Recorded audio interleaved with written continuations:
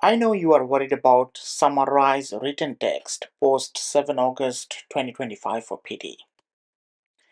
And it is absolutely fine if you're worried about it because, to be really honest, we have not been writing Summarized Written Text for the last few years to do well in PTE. The increment in points contribution from Summarized Written Text has been huge. Hi guys, this is Rashid and I'm from Ace Language. Today's video is about Summarize Written Text in the new PTE test.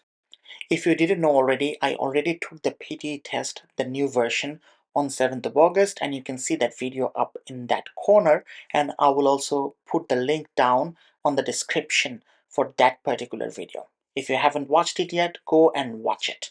But today's video is all about Summarize Written Text.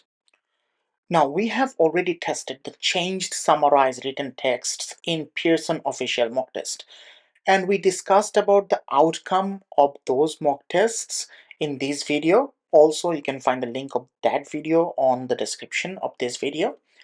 But we did not reveal any specific strategy videos for summarized written text. The reason is very simple. Although the official mock test is as close as it gets for Pearson PT main test, it is still not the main test. In the real exam, human interaction has been added or human double check has been added, which is absent in the mock test. Hence, we decided to wait till our exam experience and result before we actually reveal our original strategy. Now that we have got that, now let's reveal the strategy. For that, I'll now jump into sharing my screen. We'll discuss about the strategies, then we will see a couple of examples of how we actually implement them in the real exam, and then you can go right ahead and practice, right? So let's jump right in. PT writing module, there are still two tasks. First one is summarize written text and second one is essay. One of the major changes in Summarize Written Text is that its contribution. Previously, it used to contribute only about 6% towards writing and 4% towards reading, but nowadays you can see that it is contributing much higher, 27.7% for writing, 22.5% for reading, which makes it very clear to you that it will be a game changer for your writing and reading. You already know that read aloud is not contributing towards your reading module anymore, and this is where the score is coming from these days. So a big concern of the students were like, where are my scores gonna come from if read aloud is not contributing higher towards my reading module. Now you can see. And the next bit is this exam screen. This remains same. The exam instruction is there, the question is there, the writing box will be here, your word count is here, and as always there will be a next button here. So these things remain almost same. Small changes here and there are that the copy, paste, and undo button will be here, not in there in the new exam format. But that's it. That's about it. The functionality remains same. You cannot copy and paste from the question itself, so it's not really changing that much in this regard. The same basic things remain same still. You'll get a passage of around 300 words. You'll get 10 minutes to answer. You'll have 5 to 75 words to answer, and you can write only one sentence. This is a change. You used to get 1 to 2 questions, but now it will be exactly 2 questions all the time. And yes, it will be still individually timed. Just because you get 2 questions fixed doesn't mean that other timing thing changes here. Writing, as you already have seen, about 27.7% contribution, and reading is 22.5% contribution. There is this next change here, that content, it used to be 2 marks, but now it is 4 marks. Another thing that has changed in content is the human double check. So it doesn't mean that human will score. Remember, just like retail lecture, and describe image that was introduced. Those were introduced last year on 4th November. That human will recheck the content. Same thing happens here. Still, AI will give you a score, but human will only recheck content. And how will they recheck? What are their marking criteria? We'll see that in the next slides. Format remains as it is. You need to write between 5 to 75 words and only in one sentence. If in any case you write more than 75 words or more than one sentence, you know that you get a 0 in format, and if you get 0 in format, you get 0 out of 9, regardless of the fact that you have great content, great grammar, and great vocab. Right, next thing is we will learn how the content's gonna work. So take a look at the scoring guideline provided by Pearson. If you want to get 4 out of 4 in content, right, what you have to do is the source text is summarized comprehensively. That means a comprehensive summary is needed. The old strategy of simply copying and pasting from your text, you could not copy and paste, or you still cannot copy and paste. Like writing the same exact line from the first sentence and the last sentence that used to give you a score will not work anymore, because then it will not be a comprehensive summary. Then it will not be a summary that actually expresses the main ideas of the text. And we'll discuss about that in the future in this video, that what exactly do we mean by summary. Demonstrating full comprehension of the source text, which is quite obvious. If you do not understand the source text, you're not supposed to be able to answer it properly. Next part is very important. Paraphrasing is used effectively to communicate, blah blah blah. So understand this. Previously paraphrasing was not required. Now paraphrasing is an essential part for you to score 4 out of 4 in content. And then you can see that extra details are removed. All main ideas are correctly identified and synthesized in a concise and coherent manner. Very important word, concise and coherent manner. It needs to be very concise. Meaning cannot change, as well as it cannot be broad. For example, let's say you are writing an essay or a report at a university, and the word limit is 2,000 words.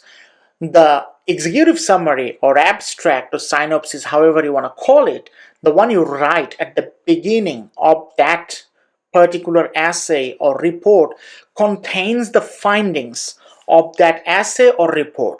However, does not contain the details, examples, evidence that you use to reach to that final verdict. It contains the final verdict, but not the details. That is the textbook's definition of a summary, right? And you can see it says summary flows smoothly, and makes a skilled use of appropriate and varied connective devices. Earlier, students used to use only and or but to join. Now that you can see the system requires you to use different types of connective joiners, so we will recommend that not using any joiner for more than once or twice, rather use different types of joiners, and we'll discuss about it in this video as well. Now the scoring for format remains as is, grammar remains as is, vocab remains as is. So basically how to score a perfect content in summary is that you include all the main ideas, you use as much as possible your own words, it is clear in terms of meaning and well connected, no extra or irrelevant information, that means additional information is not welcome. Sentence flows smoothly and shows full understanding, that you write a sentence that is meaningful, that is understandable. Very important, right? So if I want to talk about summary, first and foremost, the thing that comes to my mind is short. Any and every summary is short. That's why it is called summary. If you had to write in detail, you would have written an essay. You will see that a lot of YouTubers are now claiming that you have to write a very big summary now, 70, 72, 3 words. Some are claiming 60 plus words. Trust me, that is not the case. A summary is short. Even if you write in 20 words, but you actually can cover all the main ideas, you are absolutely fine. In fact, my understanding and my experience says the shorter the better. Right. Next is do not expect to get a totally new message. This is very important. Quite often when we are trying to shorten it, we delete such information that actually changes the meaning, or sometimes we actually add so much detail that we cannot find the main meaning of the passage. Not at all recommended. Please make sure the summary you write has a clear meaning that you will find when you write the main passage. And the next one is, that means the one I just said, that means the message carried forward on the summary must be brought forward from the original text. So it must come from original text. That means we have two things to achieve. We need to have a short summary and precise meaning. In order to acquire these two things, what we are going to do is we are going to keep all the key contents. If we keep all the key contents, that means we have a very precise summary. And if we get rid of the minor contents, that is supporting ideas, examples, we keep it short. So this is how we are going to work. We'll find out the main ideas with the help of the supporting ideas, and in our answer we will only write the main ideas. Right, let's move forward. In order to write a perfect summary, we actually use a very simple 4 steps strategy. Number one is we look for the main ideas, right? Now it is very easy to say, please find out the main ideas. But trust me, sometimes it can be challenging. But if you follow some simple strategies, it can be very much feasible. Number one, look for any topic sentence. That means the sentences, those have the controlling power over the remaining sentences. The remaining sentences, what they do is just explain that main sentence. For example, if you say Australia is the flat, driest country in the world, or driest continent in the world, you need to give them details that, all right, this much rain actually falls in Australia, that much rain falls in other country, this is the average for this size of country, and this and that. With these kind of data and information, you are establishing the fact, the claim that Australia is the driest continent in the world. And that's why in your answer you include the first claim that Australia is the driest continent, and the remaining data, this is there, those data are there. Let it be there. They will not be your answer in a summarized written text. So in short, we look for independent idea. A lot of students seem to think that it's actually independent sentence. Please keep it in mind, it's not independent sentence, it's independent idea. So look for verbs like show, explain, it suggests, demonstrates, causes, argues, compares. These kind of verbs indicate that there is a main idea, right? And another important factor is we always compare. Did we find any new information?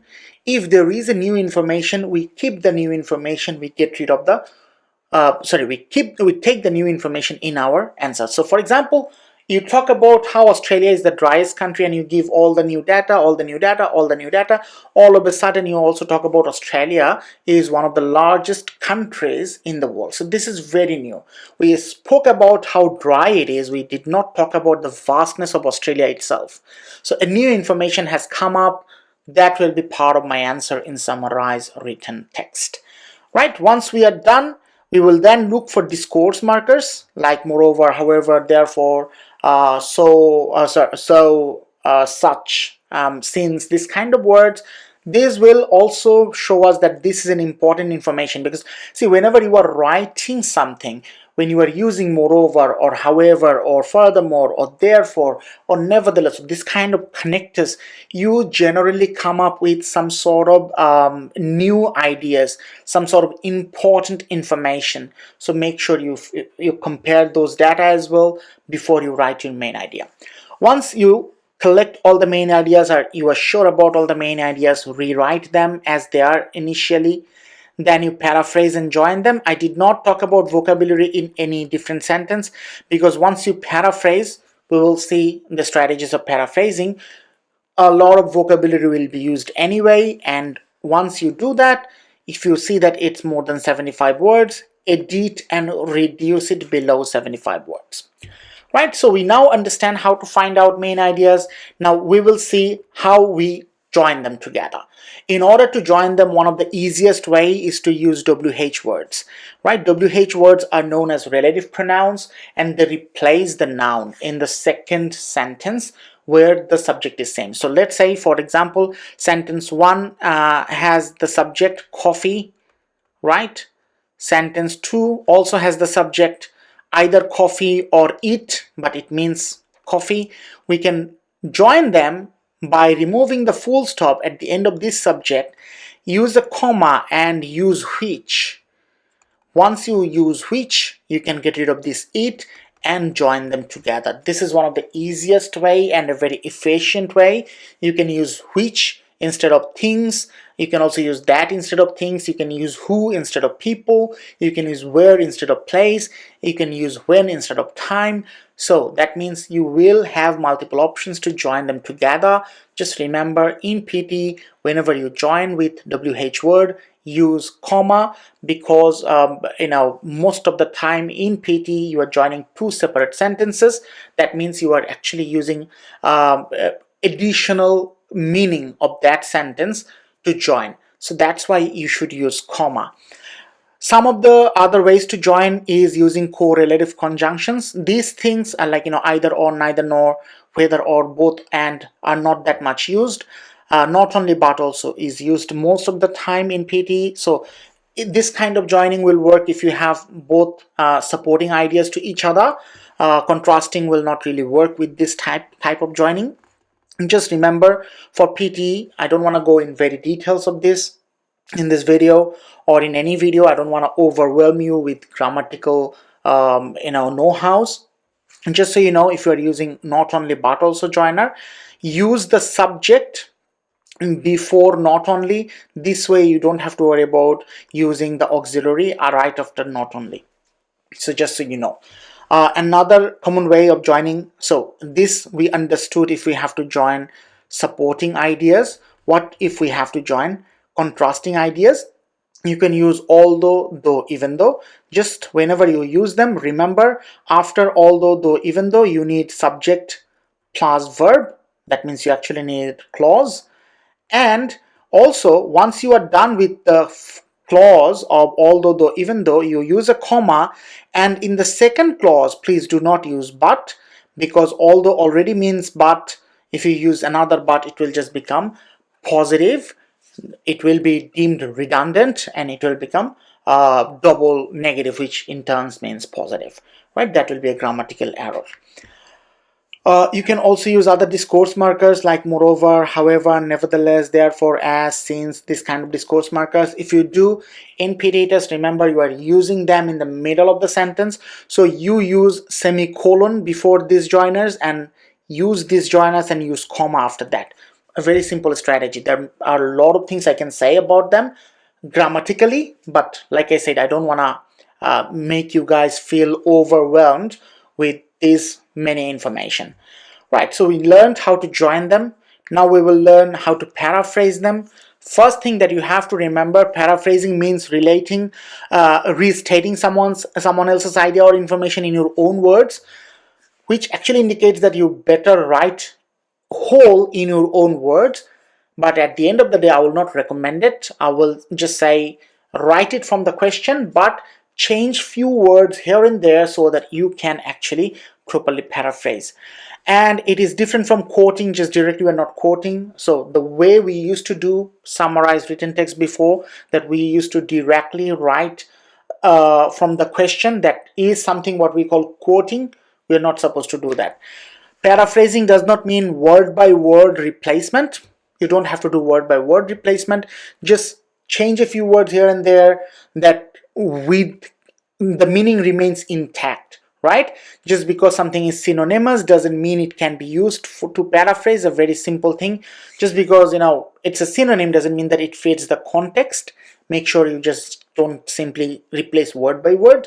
And most important thing, while paraphrasing, never change the meaning. Make sure it does not change. So you can paraphrase by changing few words in each sentence, as well as whenever you are going to reduce the number of words, When you are joining, it will also act as paraphrasing, so you don't need to worry about it.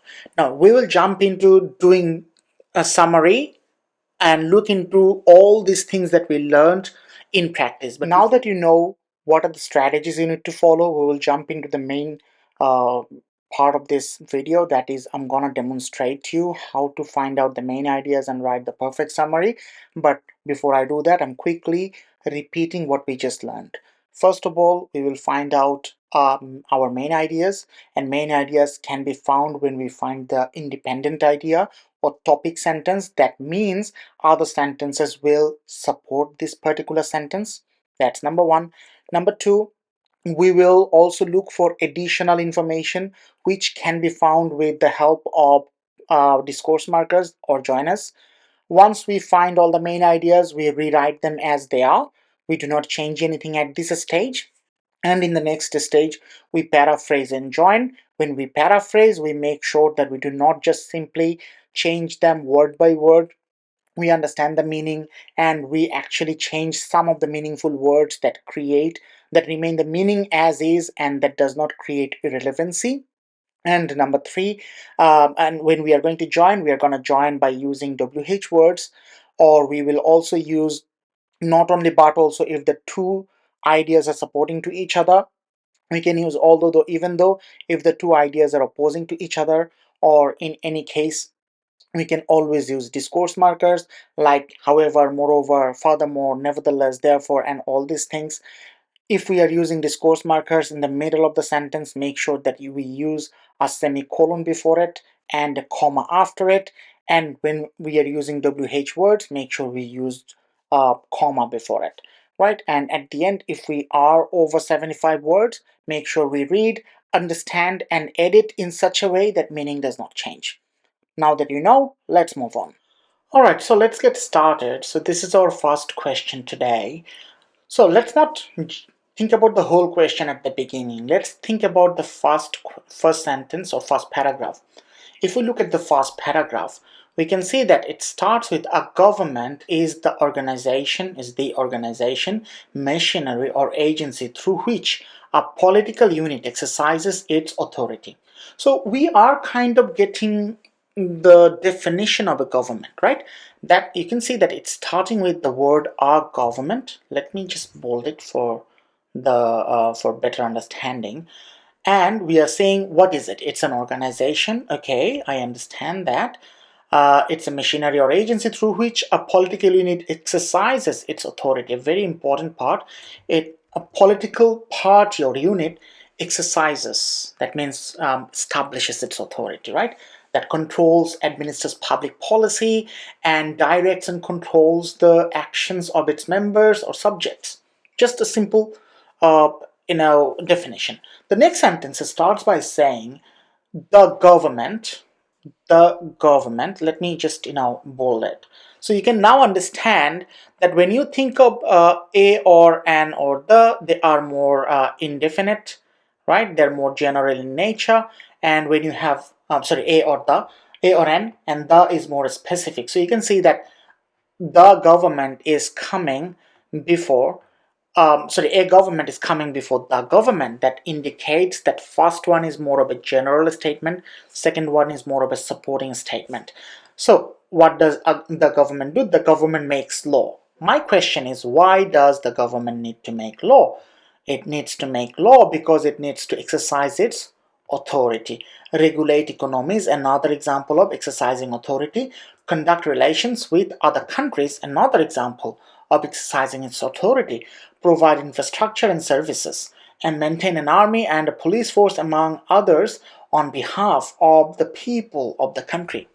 Looks like this second sentence, from the to the country to the end country, is actually supporting the first sentence. That's what we learned, right? We learned that if we are going to get a main idea, we need to understand which part of the which part of the paragraph is actually giving me the controlling power. The first part of the paragraph is the controlling power. It tells me what is a government. Second part is just explains it. Remember, we will only keep key points in our answer, and we will get rid of any minor details from our answer. So if I have to write my summary, right, I will keep this as my main idea. I'll just bold it, and this part I will not really keep it. Just for the time being, I am making it italic and moving to the next paragraph. The next paragraph is about this: democracy is any system of government in which people have the rule. So looks like we have a new definition, and the definition is democracy definition. So let's compare. This is government. We are talking about a government as a whole, and in the second paragraph we are starting by saying democracy is kind of a way of governance. That means this is another main idea, because this is a new information that we have not received in the first paragraph. And here what we can find is this: people have the rule. Now let's focus on this, and if we move to the next sentence, it says the ancient Greeks used the word democracy to mean government by the many, in contrast to government by the few. So government by the many, what does it mean by the many? You can pretty easily understand this. By the many actually shows me that people have the rule, in contrast to government by the few. The key to democracy is that the people hold ultimate power, right? Who holds power? People. Again, main idea is being supported by supporting information. Abraham Lincoln best captured this spirit by describing democracy is as a government of the people, by the people, for the people. Again, people. So you can see how all these sentences are referring back to the sentence number 1, clearly indicating the first sentence of this paragraph is also a main idea for you, right? Let's get rid of all these markings. Come on, come on, come on. And now we understand that first sentence will be one of my main ideas. Let me just make it bold, and all these things will be my supporting idea, which I don't need to worry about. I just make it italic. Next sentence: democratic government is opposed to an authoritative government. Now, in the previous sentences, did we discuss about what does a democratic government look like, or what it is against or opposing to? We did not. So this is a new set of information, that democratic government is actually opposing to what an authoritative government look like. So this may be one of my main idea. This is one of my main idea. I'm making it bold, where the participation of its citizenry is limited or prohibited. Citizens are not much welcome to participate in an authoritative government. That means people do not have the rule. Opposing to what we just learned at the beginning of this passage, the paragraph, that people have the power. That means all these things, that the fact that people do not have the rule, they're prohibited, state of anarchy is there, no form of government is there. These all are proof that proof of authoritative governance, right? That means this is supporting idea to this sentence, that democratic government is opposing to authoritative government. Why? Because in democracy people have the rule, in authoritative government people have no power. So this is gonna be my another main idea.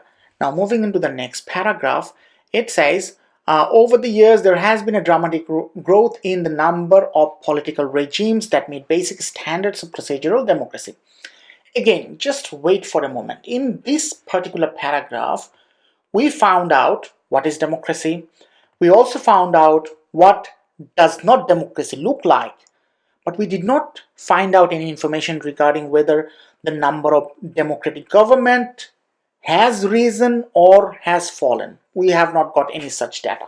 So this is another new information. That will be part of my answer. That will be a main idea.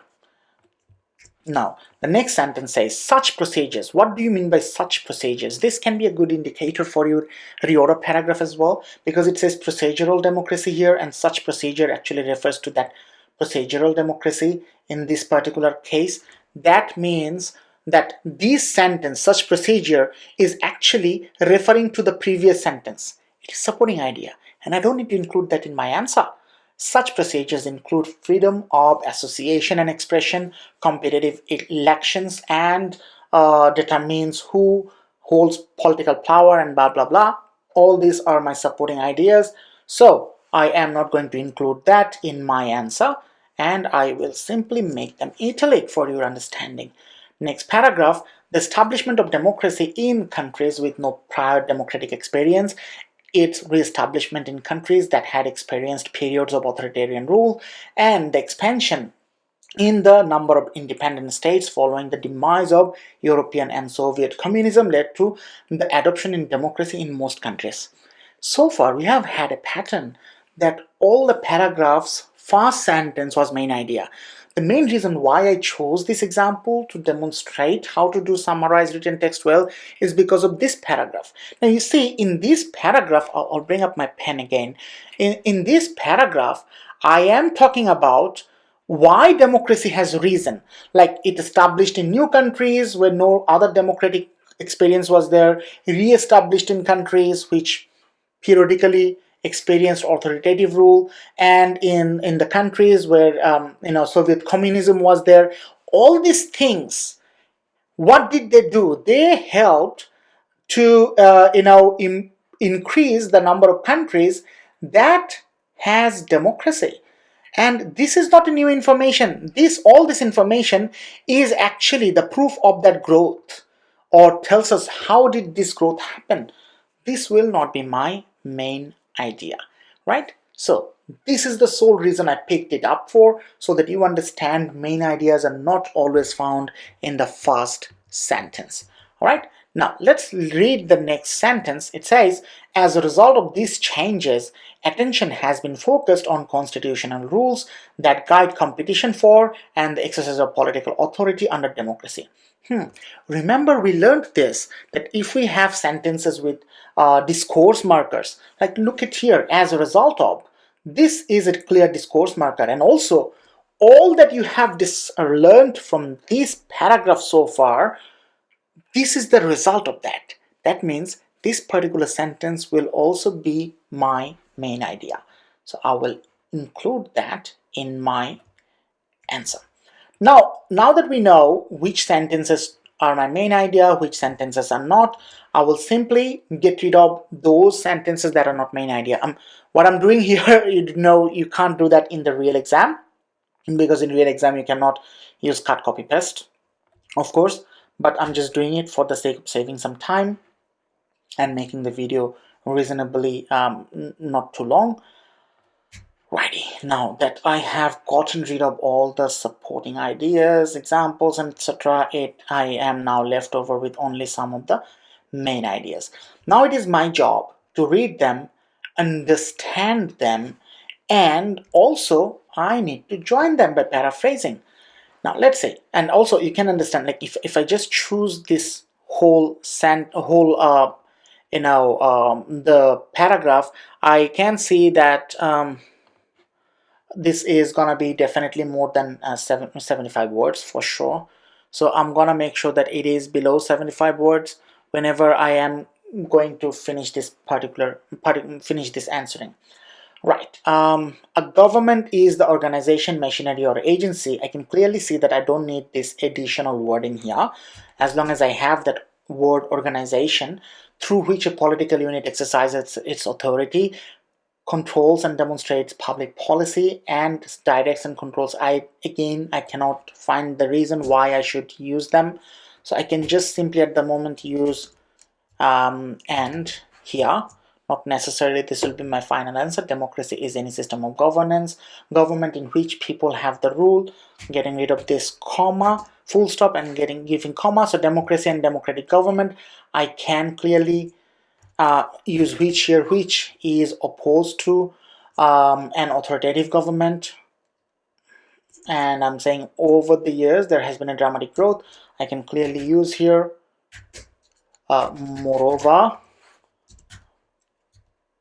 over the years there has been a dramatic growth in the number of political regimes that meet basic standards of procedural democracy, and instead of as a result of these changes, I can easily say so or therefore. I'm gonna use therefore in this case.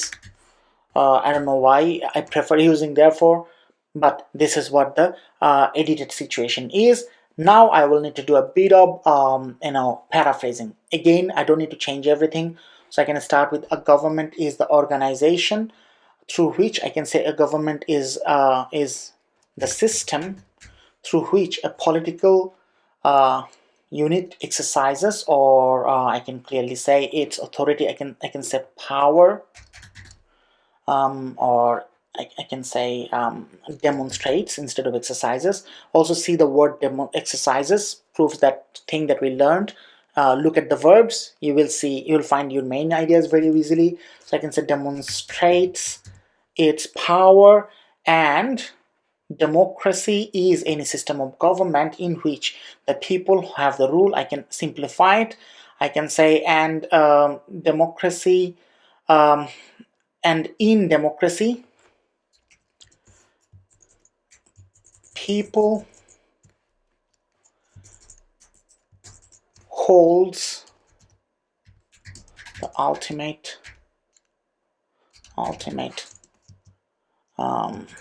power, which is opposed to, which is I can say contrasting to an authoritative government. Moreover, over the years there has been a dramatic growth in the number of political regimes that meet basic standards of procedural democracy, I can say. And moreover, there has been a significant rise of democratic rise to the number of democratic governments. Can get rid of all these things.